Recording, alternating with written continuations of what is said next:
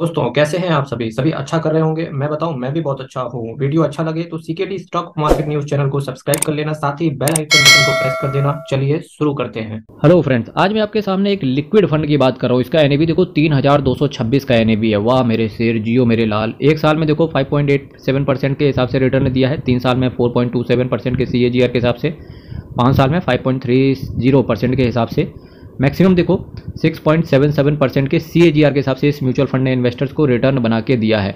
अब चूंकि मैं ये लिक्विड फंड की बात कर रहा हूँ तो डेफिनेटली सबसे पहले अगर कोई पर्सनली मुझसे पूछे क्या ऐसे फंड्स में जाना चाहिए जहाँ 6.77% का सीएजीआर के हिसाब से रिटर्न मिल रहा हो, तो मेरी तरफ से बिल्कुल ना रहेगी, नो मीन्स टो। क्योंकि देखो रिस्क आपको उतना ही लेना पड़ेगा, पर होता क्या है यहाँ पर कि रिटर्न इतना कम है। इसकी जगह है कि हाँ, नो डाउट कि जब आप चाहते हो कि यार मुझे बिल्कुल रिस्क नहीं लेना, बिल्कुल भी रिस्क नहीं लेना, पर रिटर्न भले ही हमको 6 साढ़े 6% के हिसाब से मिल जाए, तो भाई एफडी करवा ले, बैंक में एफडी करवा ले, रेकरिंग डिपॉजिट करवा ले, गोल्ड में इन्वेस्ट कर दो, सिल्वर में इन्वेस्ट कर दो, तो आपको एक सेफ रिटर्न आएगा, ताकि अगर कभी मार्केट गिरता है, स्टॉक मार्केट गिरता है, तो वहाँ से पैसा लेके हम इन्वेस्ट कर सकें।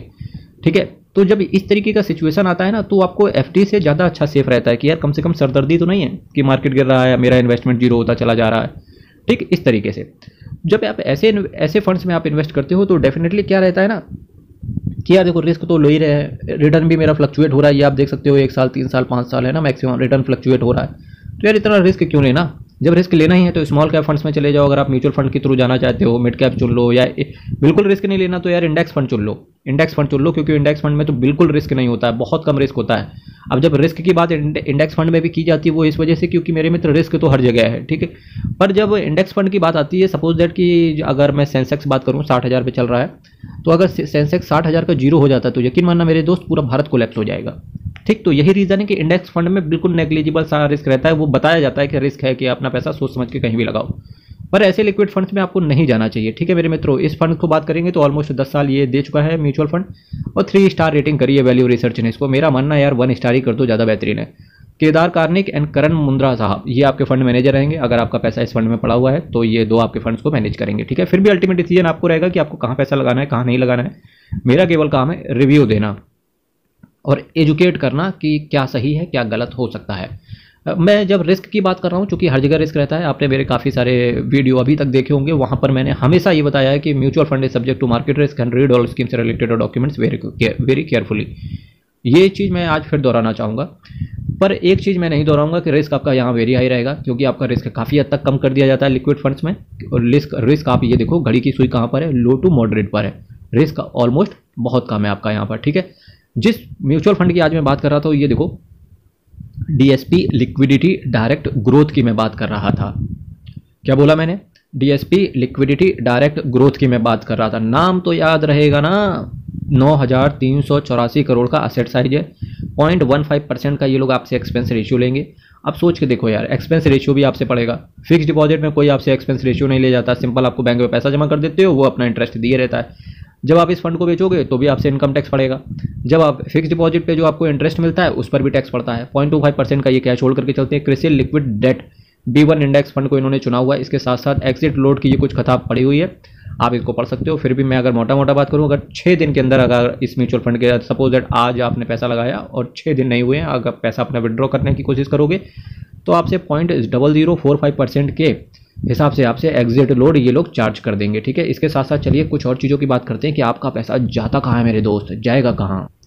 अरे बापा जाता है तू कहाँ, तो कहीं नहीं जाएगा। सपोज दैट आपने 1,000 की एसआईपी करी तो उसका 33.29% रिजर्व बैंक ऑफ इंडिया के पास जाएगा, 8.15% small industries development bank of India के पास जाएगा। ठीक है, इसको बोलते हो आप सिडबी। अगर आप कॉमर्स के स्टूडेंट्स रहे होंगे, अगर आपने 12th में कॉमर्स ले रखी थी, फर्स्ट ईयर में कॉमर्स ले रखी थी, तो सिडबी बोलते हैं इसको। पंजाब नेशनल बैंक में आपका पैसा रहेगा, और national bank for agriculture and rural development, NABARD बोलते थे शायद आप इसको, कैनरा बैंक, चोलामंडोलम, आईसीआईसीआई सिक्योरिटीज। देख भाई, इन्होंने प्राइवेट बैंक भी ले रखे हैं, एज वेल एज इन्होंने कि नेशनलाइज्ड बैंक भी ले रखी हैं, bank of Baroda, ICICI securities. यही अगर आप इंडेक्स फंड में चले जाओगे तो भी ये बैंकें कुछ आ जाएंगी इसमें से। तो सोच के देखो यार, जब रिस्क आपको उतना ही लेना है ऑलमोस्ट, तो रिटर्न इतना कम क्यों लेना। ठीक है, कम क्यों लेना है, कम क्यों लेना है। ICICI securities primary dealership limited कुछ आप नए नए नाम सुनोगे और ये नाम सुनने जरूरी हैं क्योंकि नॉलेज आपको हर चीज़ का रहना चाहिए, है ना। Julius Baer Capital India Private Limited, Kotak Mahindra Bank Limited, Union Bank of India, Bank of Maharashtra, Standard Chartered Capital Limited, HDFC Bank Limited. अगर आप कॉमर्स के स्टूडेंट्स हो या स्टॉक मार्केट का आप नॉलेज ले रहे हो तो इस तरीके के फंड्स का आपको नॉलेज जरूर होना चाहिए। इन्वेस्ट भले ही ना करो, इसी वजह से मैं आपको सामने ये फंड्स लेके आया हूँ क्योंकि ये देखो कि ये स्कीम्स भी चलती हैं गवर्नमेंट की, जहाँ पर आप इन्वेस्ट करके एक छोटा सा रिटर्न आप अर्जित कर सकते हो, ठीक है। HDFC बैंक लिमिटेड, सिक्का ports and terminals limited, network 18 media and investment limited, Nirma limited. ये देखो निर्मा लिमिटेड का भी नाम यहाँ पर आ गया। Deutsche investment private limited, Bajaj financial securities limited, Tata capital limited, Redington limited, HDFC securities limited, Sundaram, BNP Paribas home finance limited. कुछ नए नए अतरंगी टाइप के आप नाम सुनोगे बिल्कुल। Godrej properties limited, power finance corporation limited, Indian railway finance corporation, C8 limited, HSBC invest direct financial services India limited, RAC limited और कुछ अदर्स में आपका 0.25% पैसा जाएगा। चलो कुछ और चीज़ों की अतरंगी नाम सुनते हैं चल के। CP, T-बिल्स, CD, reverse repo, debenture, NCD और नेट पेबल्स। नेट पेबल्स में नेगेटिव है -5.25%, ठीक है। अब ये देखो मेरे दोस्त -5.29%। अब ये देखो कितने अतरंगी नाम सुने। जब ये डिबेंचर NCD वगैरह के होते हैं, ये नॉन कन्वर्टेबल डिबेंचर्स हो गए, डिबेंचर्स वगैरह हो गए, इन पे फिक्स्ड रेट ऑफ रिटर्न मिलता है। ये रीज़न है कि इस म्यूचुअल फंड में रिस्क आपका moderate to low to moderate कर दिया गया है, ठीक है। अब तो थोड़ा सा लो टू मॉडरेट किया गया, बिल्कुल लो क्यों नहीं किया गया, क्योंकि देखो कुछ प्राइवेट बैंकें भी थी, कुछ कंपनियां भी थी जहां पर आपका पैसा पड़ता, उन कंपनियों में कुछ गड़बड़ हुआ तो रिटर्न आपका फ्लक्चुएट हो जाएगा, ठीक है। इसके साथ साथ आओ चलो कुछ और चीज़ों की ऑल्टरनेट मैं बताने की कोशिश नहीं करूंगा क्योंकि कोशिश करें कि लिक्विड फंड से दूर रहें। फिर भी अगर आपको पसंद आता है तो अल्टीमेट डिसीजन आपका ही रहने वाला है मेरे दोस्त, तो क्योंकि पैसा आपका है। फिर सिक्योरिटी की ये बताओ आप ज्ञान यहाँ क्यों बाँच रहे हो मेरे मित्रों। नॉलेज आपको होना चाहिए, नॉलेज आपको होना चाहिए कि कल को आप ये ना को कि यार कोई आया यार इससे अच्छा तो इंडेक्स फंड में लगा देते यार, 12% दिया है उसने यार 30 सालों में। फिर आप कहोगे यार मुझे तो किसी ने बताया ही नहीं था, मुझे तो लिक्विड फंड्स के बारे में ही पता था। तो आप इस तरीके की दलीलें ना दे पाएँ। इनफैक्ट आपको हर चीज़ के बारे में पता होना चाहिए, हर चीज़ के बारे में ज़रूरी है। DSP म्यूचुअल फंड की मैं बात कर रहा था। DSP भी असेट मैनेजमेंट कंपनी, एक बढ़िया फंड हाउस है। ये भी 1,07,067 करोड़ का इसका असेट अंडर मैनेजमेंट है। 106 स्कीम को ये टोटल मैनेज करते हैं।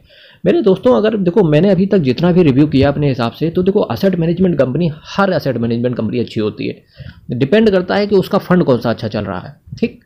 तो इस तरीके से मैं आज यहाँ पर कथा को विराम दूंगा। कल फिर आपके सामने मिलेंगे। चैनल सब्सक्राइब करके रख लेना, वीडियो को शेयर कर देना। जब आप चैनल सब्सक्राइब करते हो तो दिल से काफ़ी मोटिवेशन मिलता है।